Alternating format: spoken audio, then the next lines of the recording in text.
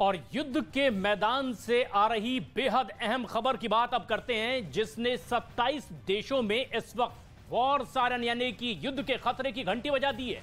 और इसकी वजह है पुतिन के एक न्यूक्लियर बॉम्बर की उड़ान। रूस ने अपने दुश्मनों को टेंशन देने के लिए एक बहुत बड़ा कदम उठाया है और इसके बारे में कहा यह जा रहा है कि इससे परमाणु युद्ध तक छिड़ सकता है।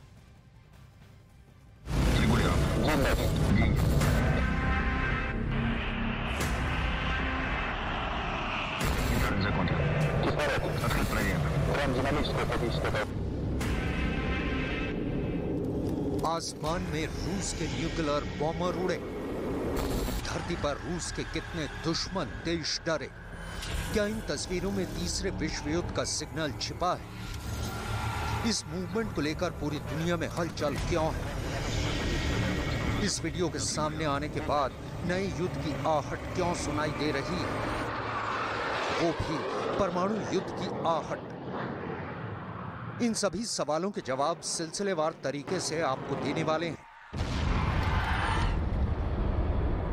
लेकिन उससे पहले उन डरावने सवालों को भी जान लीजिए जिन्होंने नए युद्ध की आशंकाओं को बढ़ा दिया है।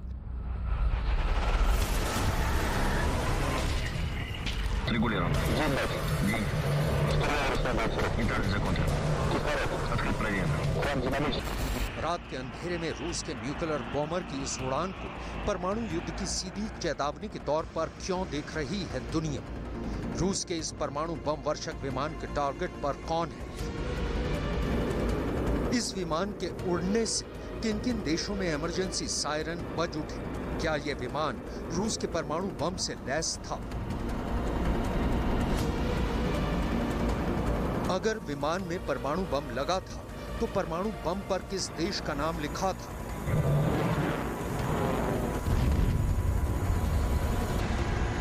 रूस के दुश्मनों की सबसे बड़ी डर की वजह देख लीजिए। पुतिन ने अपना सबसे बड़ा न्यूक्लियर बॉम्बर Tu-160 को बेरेंट सागर के ऊपर उड़ाया है।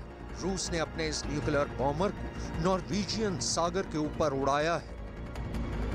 रूस के रक्षा मंत्रालय के मुताबिक रूस ने 2 Tu-160 न्यूक्लियर बॉम्बर को बेरेंट और नॉर्वेजियन सागर में 14 घंटे से अधिक देर तक उड़ाने की योजना बनाई है। इस प्लान के तहत रूस के विमान रात हो या फिर दिन हवा में ईंधन भरने का अभ्यास किया। इस अभ्यास में Tu-160 के साथ MiG-31 भी शामिल हुआ।